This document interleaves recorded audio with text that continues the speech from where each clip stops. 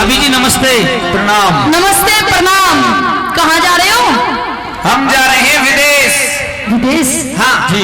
बड़ी खुशी की बात है कि तुम विदेश जा रहे हो, लेकिन कब तक वापस आओगे?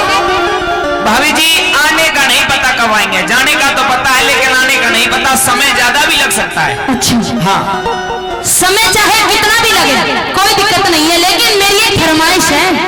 क्या फरमाइश? हाँ। क्या फरमाइश है? मैं एक चीज मंगवाना चाहती हूँ विदेश से। हाँ। क्या चीज मंगवाना चाहती हूँ? मेरे लिए एक सुंदर सी बढ़िया सी साड़ी लेकर आना। साड़ी? अरे भाभी विदेश में कोई साड़ी भी ला कर और क्या? साड़ी पहननी है तो बनारस की पहन। नहीं देवर, वो बनारसी साड़ी नहीं चाहिए।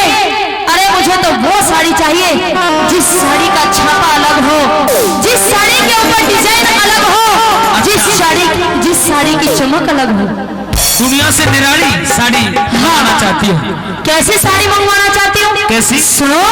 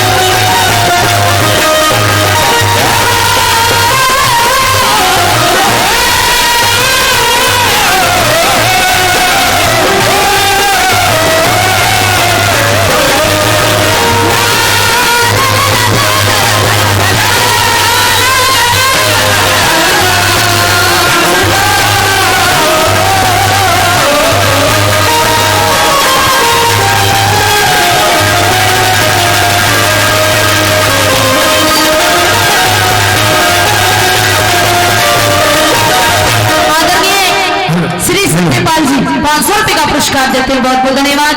हमारे दादाजी ने भी 100 रुपए का पुरस्कार तीनों कलाकारों को दिया, 300 रुपए का पुरस्कार देते हैं, बहुत बहुत धन्यवाद।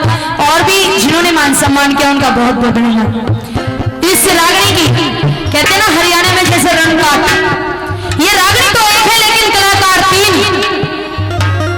दूसरी कड़ी इस रागनी को लेकर भाई अजीत फैसला जी आप सभी के बीच में आ रहे हैं और बताएंगे कि किस किस के फोटो साड़ी के ऊपर होने।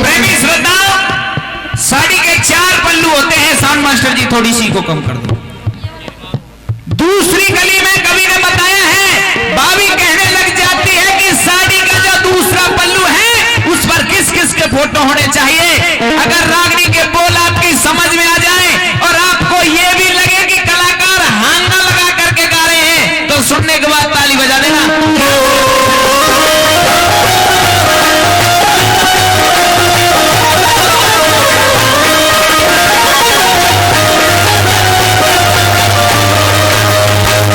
चंद्रशेखर आजाद भगत सिंह, चंद्रशेखर आजाद भगत सिंह, रास बिहारी घोष भी हो, लाला लाजपत राय लाहौर में पिछड़ा हुआ निर्दोष भी हो, राजगुरु सुखदेव और बिस्मिल मरते हुए जोश भी हो,